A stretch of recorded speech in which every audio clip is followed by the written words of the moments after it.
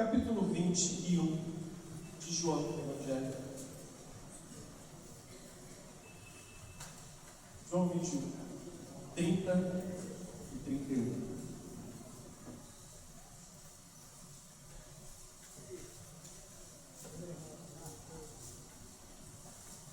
Aliás, estudo. João 20, tá? 20, 30 e 31.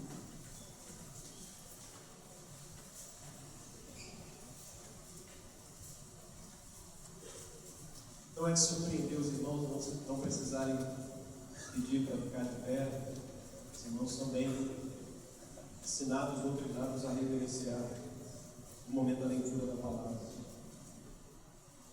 O texto negrito, a sociedade bíblica nos ajuda dizendo o objetivo do Evangelho. E diz o texto, na verdade, fez Jesus diante dos discípulos muitos outros sinais que não estão escritos neste livro. Estes, porém, foram registrados para que creiais que Jesus é o Cristo, Filho de Deus, e para que, crendo, tenhais vida em seu nome. Obrigado, Senhor, pela leitura da sua palavra. Que o Senhor possa nos preparar o coração, para que juntos possamos construir esse pensamento e colocar em prática cada ensinamento da sua palavra. É o meu desejo nesta noite compartilhar esse texto com os irmãos, em nome de Jesus. Amém. No seu lugar. Pedir que você mantenha a sua Bíblia aberta. Eu vou precisar que você visite alguns textos bíblicos comigo. Quais são as grandes lições que a gente pode extrair dos inúmeros milagres que Jesus fez? Para que serviram? Para quem foi? Quais foram as lições que os discípulos tiraram e que nós, que deixados para nós, a gente pode tirar? Quais são as lições? Esse é o caminho que eu queria que os irmãos pudessem me seguir aqui no pensamento.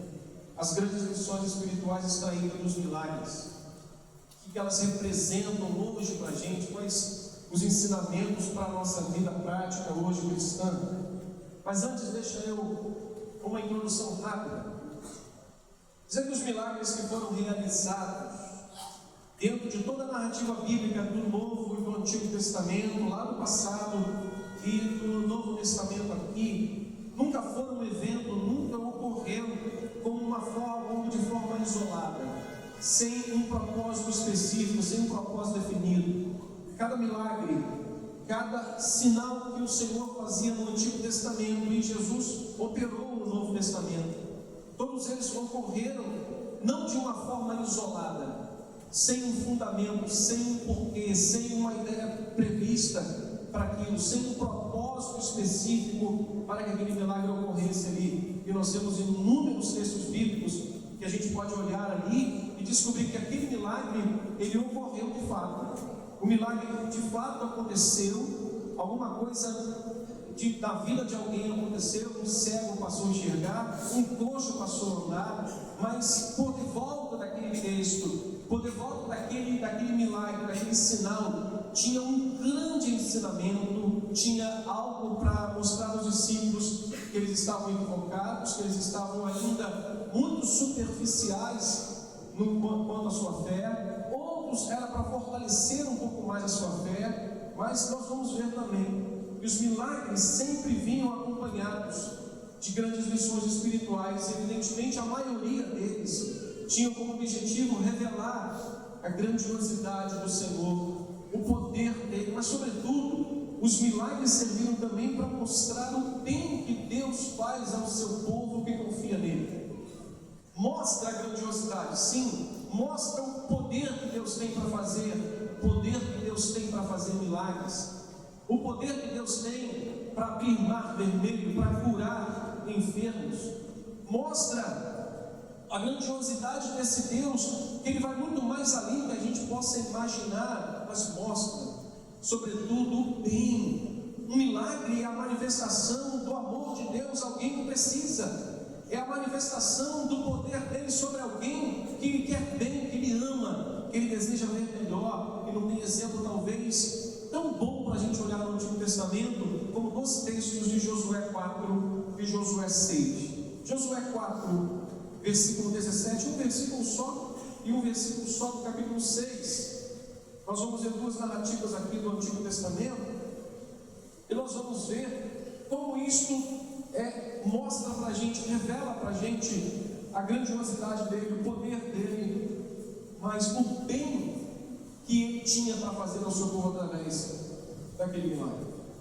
Capítulo 4, versos 16 e 17, diz assim, capítulo 4, no finalzinho lá, 16 e 17. Não é 16 e 17, por gentileza. Versículo 18, que vai falar das 12 pedras tiradas.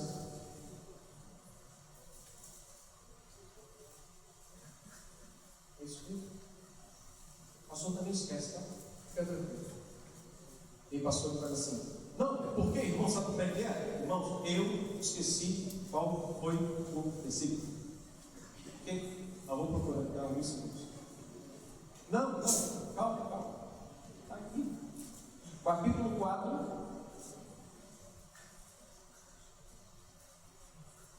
Não, as 12 pedras não. Capítulo 6. Vai lá. Eu esqueci o texto.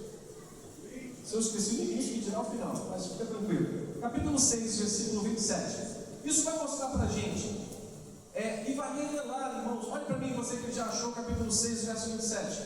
Sabe por que eu esqueci? Porque esse não era o texto que eu ia colocar. Eu ia colocar somente o capítulo 6, verso 27. Só que quando a gente olha para o texto, a gente começa a revisar o texto aí, meu Deus, o milagre também lá, quando Deus fez o milagre lá no capítulo 3, da passagem pelo Jordão.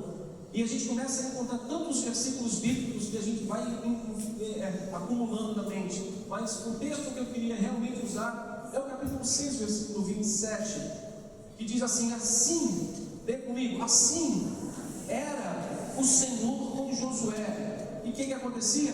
Que corria a sua fama por toda a terra. Não existe talvez um texto melhor para a gente expressar que o milagre, as grandes lições desse milagre mostravam e revelavam a grandiosidade de Deus, que vinha de inúmeros momentos, como a passagem pelo Jordão na época da cheia, as nações olhando todo aquele povo passando, e Deus operando um grande milagre, fazendo com que as pessoas pudessem passar em terra seca, pegando pedras para edificarem o altar, para dizer: olha, quando os vossos filhos perguntarem o que significam essas pedras, digam: o Deus Todo-Poderoso abriu e segurou as ondas do Jordão, a corrente forte do Jordão, e fez o povo passar em terra seca. Passou para o outro lado, mas a grande lição do amor de Deus pelo seu povo, o bem que Ele faz a gente, o bem que Ele fazia ao seu povo. E diz o texto que assim era o Senhor com Josué. Os milagres revelam também o bem, o amor, a graça que Deus tinha em fazer para aqueles povos. Alguns outros sinais ou milagres realizados pelo Senhor, irmãos, tinham como objetivo também corrigir algum tipo de falha. O milagre não era só para ensinar alguma coisa, para encorajar, para revelar a bondade, mas o milagre, os sinais, também vinham com um cunho de correção, com o objetivo de olhar uma falha, um tipo de falha, e corrigir aquela falha. Em alguns casos, o milagre era uma manifestação do juízo de Deus. O sinal era uma forma de Deus dizer a sua insatisfação com uma determinada situação. 3 ou 4 exemplos. O primeiro deles, as 10 pragas do Egito. A razão pela qual Deus operou aqueles sinais dentro daquela nação do Egito foi exatamente para mostrar o seu poder, para manifestar a sua glória, mas para corrigir pessoas, homens poderosos. Tinha o objetivo de corrigir aquelas pessoas e fazer o povo de Deus não duvidar em momento algum que Deus era poderoso para cumprir uma palavra dita a Moisés: eu vou tirar o meu povo daqui para que me preste culto no deserto.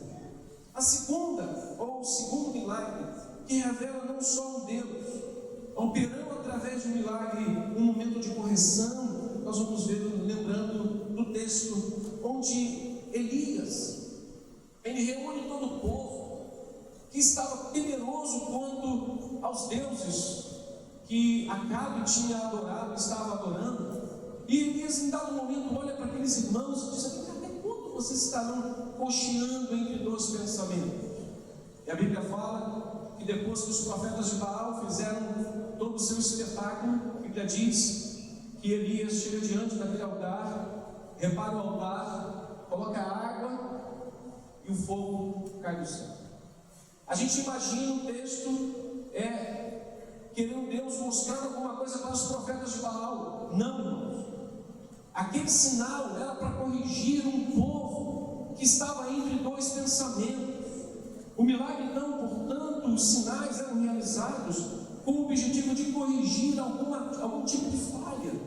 Aqueles irmãos, aquele povo que estava próximo a Elias, em dado momento precisou ver alguma coisa para ser corrigido da sua maneira de fé, de crer, de estar diante de Deus. E aquele milagre que aconteceu foi exatamente um divisor de águas para aqueles que estavam ainda cocheando, pensando, talvez, ou eu sirvo a Deus, que eu não estou vendo muita coisa agora acontecer, ou eu sirvo a Baal. Mas como naquele momento Baal não fez nada, e Deus manifestou aquele poder, Deus manifesta aquele poder para corrigir a forma como aqueles homens estavam andando ao seu lado. E o terceiro, a rebelião de Corá. No capítulo 16 de Números, vai mostrar Corá, Datã e Abirão se levantando contra Moisés, dizendo: olha, todo mundo é santo, não tem só você aqui entre nós, Moisés, todo mundo aqui é santo, todo mundo aqui pode se apresentar diante de Deus. E Deus naquele momento percebe que Moisés era um homem bom, inocente diante dele. O que ele faz? A Bíblia diz que a terra se fendeu, a terra se abriu e engoliu vivos todos de Corá, familiares. Então, queridos irmãos, às vezes os sinais e os milagres realizados servem para uma correção. Lá no capítulo 4, versículo 17, e valendo o texto de Josué, e no capítulo 6, 27, vai mostrar o poder de Deus, vai mostrar também o bem que Ele quer ao seu povo. É para revelar como Ele quer bem ao seu povo, como Ele quer bem às pessoas que lhe obedecem, como Ele quer bem às pessoas que se submetem à sua vontade. Mas Ele mostra também nesses exemplos que eu dei, que às vezes o milagre serve como uma correção, serve para mostrar.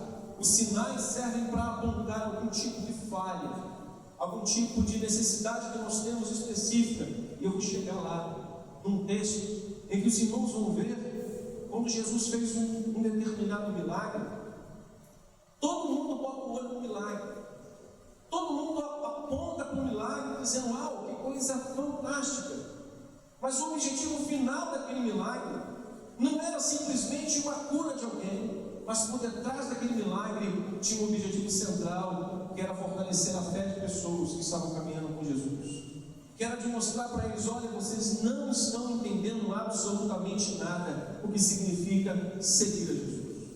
Vamos seguir em frente para a gente pensar junto com isso. Voltando ao Evangelho, voltando a João 20, 30 e 31, nós vamos ver João apresentando o objetivo do Evangelho. E qual é o objetivo do Evangelho, senão crer? Diga comigo: crer. O objetivo final do Evangelho, de todos os sinais que Jesus fez, era de alguma forma levar a todos os seus seguidores e principalmente os discípulos a crer. Diga comigo mais uma vez: crer. E nessa apresentação, irmãos, João vai afirmar os sinais milagrosos operados por Jesus, apontam para 3 verdades inquestionáveis. Primeira verdade que o Evangelho vai apontar aqui, que João vai apontar para o Evangelho, e os milagres que ele operava apontavam. Primeiro, que Jesus era o Cristo. O primeiro objetivo de João em afirmar no capítulo 20, versículos 30 e 31, é que ele era o Cristo. O objetivo de todos aqueles milagres que foram registrados, tudo aquilo que João registrou e deixou para os discípulos, deixou para os seus leitores. Era para fazer com que todos aqueles que lessem aquilo, vissem aquilo, presenciassem aquilo, crescem. O milagre tem um objetivo. Os milagres tinham um plano definido, não era, como eu disse no início, não era um evento isolado, não era simplesmente algo sem um propósito específico. Você quer ver um texto interessante? Vá por gentileza para Marcos. Marcos capítulo 6, versículos 45 ao 52. Só você voltar um pouco.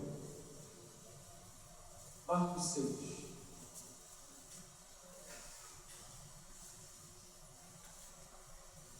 Se estiver muito alto aí, só você fala comigo que eu peço para baixar, porque aqui para mim está bom. Tá, baixa um pouquinho? Baixa um pouquinho depois do som, tá bom? Aí fora, para mim tá bom, estou sentindo o som grande. Capítulo 6, verso 45. Vai falar sobre Jesus andando sobre as águas. Aí a gente vai olhar e vai ver o seguinte: bom, que tipo de ensinamento Jesus quis fazer? A gente olha para a operação, para Jesus vindo sobre as águas e os discípulos aterrados de medo, que estavam no meio de uma tempestade. O milagre talvez foi, o objetivo do milagre foi mostrar que ele é poderoso para andar sobre as águas. Pode ser? O milagre serve para mostrar que depois que ele apareceu a Pedro e apareceu aos discípulos, a Bíblia diz que o vento cessou, que as coisas se tornaram mais brancas. Ele subiu para o barco, diz verso 51, para estar com eles, e o vento cessou. Era para cessar o barco? Era para mostrar que ele detém todo o poder sobre a natureza? Sim, mas o objetivo aqui está contido no que aconteceu anteriormente. Então o milagre sempre iria apontar, um sinal sempre iria apontar para uma correção, ou simplesmente para aquele momento, para mostrar que ele é Deus Todo-Poderoso, Filho de Deus, o Cristo enviado. Olha o que diz o versículo 45 do capítulo 6. Logo a seguir, o que ele faz? Leia comigo. Logo a seguir, compeliu, capítulo 6 de Marcos, verso 45. Logo a seguir, compeliu Jesus os seus discípulos a embarcar e passar adiante para o outro lado, a Betsaida, enquanto ele despedia as multidões. Olha, você sabe para onde Jesus estava enviando os seus discípulos? Para o meio de uma tempestade? Diga para o irmão que está lá, se Jesus pode hoje ainda. Jesus pode hoje ainda te enviar para o meio de uma tempestade. Aí vão ver aquela frasinha assim lá do amarrado. Nós vamos entender por quê. Os discípulos tinham acabado de presenciar a primeira multiplicação de pães e peixes. Os discípulos tinham acabado de ver Jesus operando um grande milagre, alimentar 5.000 pessoas, sem contar homens e mulheres e crianças, com míseros pãezinhos e peixinhos, que dava no máximo para fazer um bom sanduíche de pão com sardinha frita, o mínimo que dava para fazer. Eles tinham acabado de presenciar, mas Jesus viu além do milagre. Jesus viu uma multidão que tinha acabado de presenciar aquilo ali, no versículo 41 do mesmo capítulo, tomando ele 5 pães e 2 peixes, erguendo ao céu, abençoou e partindo os pães, deu aos discípulos para que distribuíssem, e por todos repartiu tanto os peixes e os pães. Diz o texto, versículo 42, o que, irmãos? Todos comeram e se fartaram, e ainda recolheram 12 cestos cheios de pedaços de pães e peixes, e comeram os pães, e eram 5.000 homens. Diz o texto, em outros livros, que aquela multidão, ao ver aquilo, quis arrebatar Jesus para proclamar o rei, quis pegar aquela multidão, aquele Jesus, e levá-lo. Jesus percebeu que os seus discípulos corriam um grande risco. Qual é o risco, irmãos? A tentação da fama. E o milagre milagre que Jesus opera aqui agora, andando sobre as águas, foi para mostrar o que para aqueles discípulos? Senhor, por que o Senhor nos tira da sua companhia, nos coloca no meio de um barco, e esse barco agora é varrido pelas ondas, e o Senhor vem nos assustar aqui agora no meio dessas ondas? Por que tudo isso, irmãos? Às vezes Ele nos permite entrar no meio de uma tempestade para nos livrar de uma outra pior, que nos poderia ter matado. Queridos irmãos, os discípulos certamente estavam extremamente eufóricos, posso dizer até entusiasmados com o milagre que Jesus acabara de realizar, multiplicando comida para um número tão grande de pessoas. Certamente estavam diante de um mais significativo milagre que Ele tinha feito. Isso, com certeza, traria muitas coisas de benefícios para Ele e para os discípulos, aumentaria a sua fama. Eles foram testemunha de quantas pessoas foram alimentadas. Eles viram pessoas comendo e se fartando e sobrando coisas, ainda estavam recolhendo as coisas. E foi exatamente por isso que Ele coloca aqueles homens na tempestade. E foi exatamente por isso que Ele se apresenta andando sobre as águas para aqueles discípulos, irmãos. Para quê? Para que mostrasse para eles que eles estavam sendo livres daquele momento. Eles estavam sendo libertos daquele momento, um dos mais perigosos momentos da vida de um cristão, que é a tentação. A tentação da fama, do sucesso, de que as coisas não dão certo, mérito próprio. Quando as coisas começam a funcionar, olha como eu sou bom. Jesus estava, irmãos, ensinando que diante do medo, perigo que estava enfrentando, Ele foi quem enviou os seus discípulos para a tempestade, para nos livrar. Então, as lições que a gente tira dos inúmeros milagres que Jesus fez, foi exatamente para que eles pudessem entender que Ele era o Cristo. E João deixa isso tudo claro no Evangelho, no capítulo 20, verso 31, 30 e 31. Então, o primeiro momento que Ele escolhe para afirmar o porquê dos milagres foi para que eles pudessem ver que Ele de fato era o Cristo, o enviado, o prometido. A segunda é que Ele era o Filho de Deus. Só um detalhe interessante: alguns pais antigos tinham uma preocupação em evangelizar os seus filhos. E a preocupação era tão grande e se tornou um pouco mais forte para aqueles pais quando eles leram Mateus 24, 23 e 24. Você pode abrir comigo? Mateus 24, 23 e 24.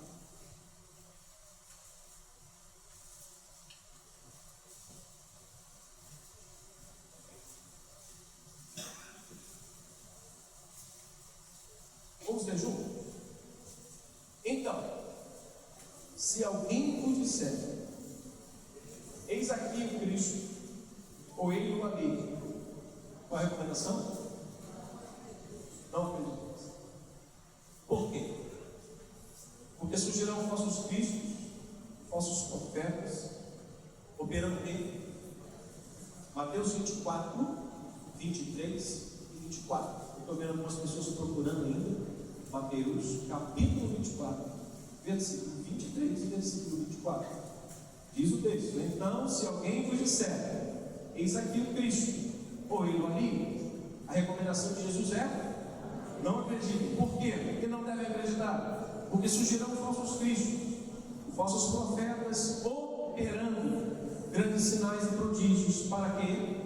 Para enganar, se possível, aos próprios eleitores. Alguns pais preocupados em evangelizar os seus filhos e não deixá-los ser enganados. Desde muito cedinho, os pais sentavam com os filhos e começavam a ensinar sobre esse texto. Os pais sentavam com os filhos e tinham esse texto como texto base da sua preocupação em não deixar os seus filhos crescerem com esse engano na mente de que qualquer um que faz um sinal pode ser o Cristo, pode ser o Filho de Deus, pode enganar até um eleito. E os antigos tinham uma preocupação na evangelização dos filhos, e conta-se que os pais sempre começavam a evangelizar os seus filhos mais cedo contando histórias, sentando com eles, contando inúmeras histórias. Uma dessas histórias foi chamada de As Duas Estradas. E a preocupação era por causa desse texto que a gente acabou de ler. E os pais diziam para os filhos que Deus estava construindo uma estrada que conduziria pessoas para a vida eterna. E os pais diziam para esse filho que de uma distância não muito longa, o diabo estava observando Deus construindo a estrada que levaria as pessoas para a vida eterna. E observando atentamente, procurava fazer uma estrada exatamente igual a que Deus estava fazendo. Os pais contando isso para os filhos. Olha, meu filho, Deus estava construindo uma estrada, o diabo ficava de longe, uma distância longa, mas observando como Deus fazia aquela estrada. E ele observava calmamente, só que o seu destino não era a vida eterna, era a morte eterna. O caminho que Deus estava preparando na estrada era para a vida eterna. E os pais diziam, mas o diabo fazia uma estrada igual, semelhante. Olhando e observando, à medida que Deus fazia a estrada, ele copiava e fazia uma. As duas estradas eram muito semelhantes, contavam os pais. O diabo procurou fazer a estrada igual, semelhante. A estrada que Deus, porém, com destinos completamente opostos.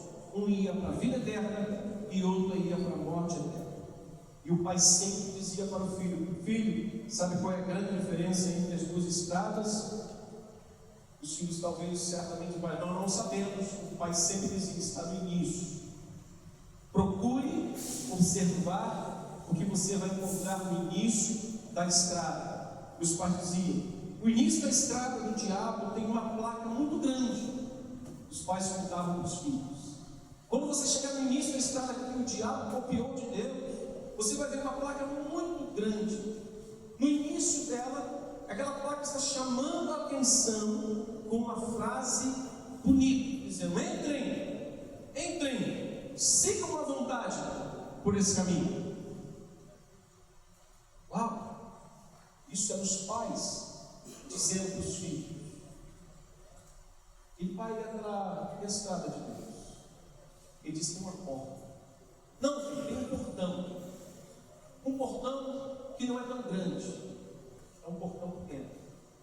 E em todo o seu espaço tem uma frase muito grande dizendo: entrem, chamem o meu filho, batam na porta, entrem pela porta estreita, porque estreita é a porta e apertado o caminho que conduz à vida.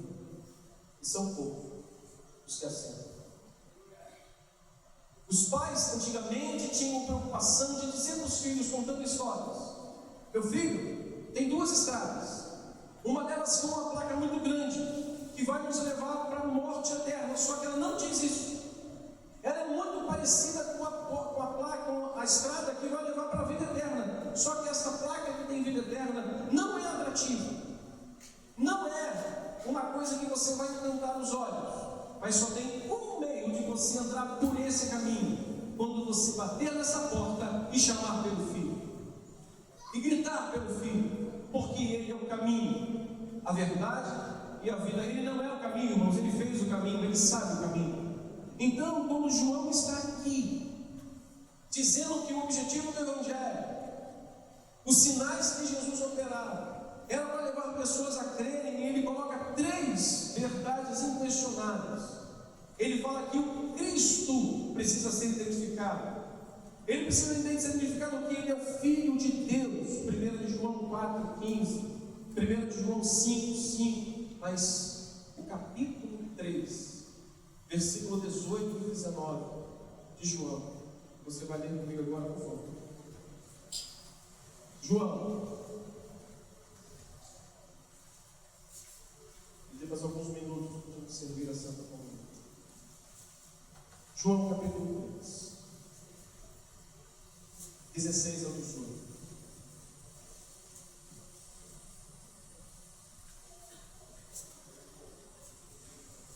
Os milagres apontavam para três verdades. Segundo João, ele era o Cristo, o enviado, que ele é o Filho de Deus. E João vai dizer: ele que é nascido de Deus precisa crer que ele é filho de Deus. E os pais tinham essa preocupação. e dizer: a porta para você entrar para a vida eterna é por meio do Filho de Deus, é por meio do Filho. Bata na porta, chame pelo Filho, Ele conhece o caminho, Ele é o caminho. Entrai por essa porta, Ele é a porta. João 10 vai dizer que Ele é a porta, e quem entrar por ela vai encontrar a vida eterna. Os pais tinham preocupação de dizer isso para os filhos. Os pais tinham preocupação de contar histórias para os filhos, de dizer: os filhos creem no Filho de Deus. Interessante que hoje, você sabe como é que Jesus é identificado? Os pais hoje, desculpe-me falar isso, mas às vezes os pais são ensinados a não dizer que Jesus é o Cristo, o Filho de Deus, e crendo nisso, vocês terão vida eterna. Hoje, Jesus é um cara que faz milagre, Jesus é um cara legal, Jesus hoje é algum tipo de coisa que alguém apresenta no púlpito de uma igreja, e que os pais tomam para si isso e reproduzem isso ensinando seus filhos.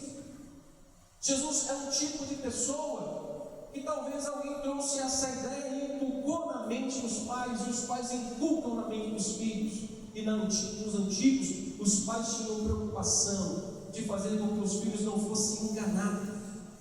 A preocupação dos pais antigamente, dos antigos, era fazer com que os filhos não pudessem ser enganados por um outro Cristo que não fosse aquele enviado por Deus, o Filho de Deus, e crendo assim, vocês terão vida no nome dele. A preocupação hoje nossa precisa ser apresentar Jesus como Senhor, o Cristo, o enviado, o Filho de Deus, e crendo assim, nós teremos vida eterna. Estamos entrando pela porta, pelo caminho, batendo, chamamos o Filho. Mas João vai dizer algo aqui, irmãos, preocupante para a gente. Diz o capítulo 3, do 16 ao 18: porque Deus amou o mundo de tal maneira que deu o seu Filho unigênito, para que todo aquele que nele crê não pereça, mas tenha a vida eterna. Porquanto Deus enviou o seu Filho ao mundo, não para que julgasse o mundo, mas para que o mundo fosse salvo por ele. Verso 18, leia por favor. Quem nele crê não é julgado. O que crê, aliás, o que não crê já está julgado, porquanto não crê no unigênito Filho de Deus. A preocupação dos pais, a preocupação deles deve ser a nossa, irmão.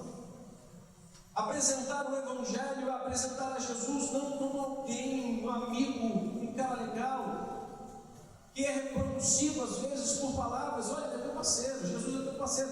Irmãos, eu ouvi um absurdo um pastor dizer: irmão, Jesus é o nosso parça. Essa linguagem é uma linguagem usada no meio do crime, é uma linguagem criminosa. Irmãos, a preocupação de João é apresentar aqui 3 verdades inquestionáveis sobre os milagres que Jesus fazia, e o que apontava: ele é o Cristo, ele é o enviado de Deus, é aquele que Deus prometeu que ele viria ao mundo, pisaria a cabeça da serpente e desfaria toda a obra dele por meio daquilo que ele um dia prometeu, e salvaria o seu povo da perdição eterna. Ele é o seu Filho unigênito. Ele diz que quem nele crê não é julgado. Quem crer assim jamais será julgado, e quem não crê assim já está, não será, já está. Essa era a preocupação dos pais, essa deve ser a nossa preocupação. Esse deve ser o objetivo do Evangelho para a gente apresentar o Cristo. Não é o passe, não é o passeio, não é aquele que a gente vai dizer assim: eu estou muito chateado com aquela pessoa e Jesus vai exterminar com ela. Então Jesus não é vingador. Jesus não é aquele camarada que a gente vê no filme, na televisão, que eu conheço até a fala do filme, que é um policial que viu toda a sua família assassinada, e é justiceiro. Já viu esse filme? Jesus não é o nosso justiceiro, irmão. Jesus não é o nosso justiceiro. Ele é o Cristo, o Filho do Deus vivo, e quem crê nele assim, entrou pela estrada, vai ter vida eterna. Agora, ele vai apresentar exatamente isso. O objetivo do Evangelho e todos os milagres que Jesus fazia era para apontar essa verdade inquestionável: ele é aquele que o próprio Deus havia prometido para o seu povo. Os sinais apontam para um Deus que cumpriu a promessa enviando o Cristo, o Messias, o prometido, mas só que não enviaria como um rei, enviaria como um filho, filho amado, o unigênito do Pai. Ele veio, e João, irmãos, primeira epístola de João, leia por gentileza o capítulo 5, versículo 1. Primeira de João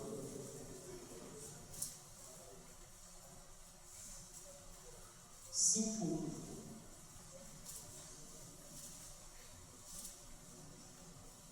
Quem diz o texto? Todo aquele que crê que Jesus é o Cristo é nascido de Deus. Versículo 5. Vou estar perguntando, quem é que vence? Senão aquele que crê ser Jesus, quem? Filho. O que João está falando lá no capítulo 20? Ele está confirmando aquilo epístola dentro do capítulo 5, verso 1 e verso 5. Ele está dizendo que os sinais apontavam para essas verdades inquestionáveis que são valorosas e devem ser reproduzidas. Ele não é o nosso amiguinho, ele é o Cristo. O que nós estamos hoje celebrando aqui é a vitória do Filho de Deus. O que nós estamos hoje comemorando, sentando à mesa, tomando os elementos, é a vitória do Cristo enviado, que venceu a cruz, que venceu a morte, que deu a sua vida e disse: a morte agora está sujeita à minha ressurreição, a ressurreição do Pai. Isso está firmada a nossa fé. A minha fé está firmada porque alguém disse, a fé está firmada porque Jesus ressuscitou do mortos. E eu tenho esperança por causa disso. As minhas lutas, elas são amenizadas quando eu lembro da ressurreição dos mortos, porque eu sei que ele venceu a morte. O que é a minha luta para Jesus, irmãos? O que é um câncer para Jesus?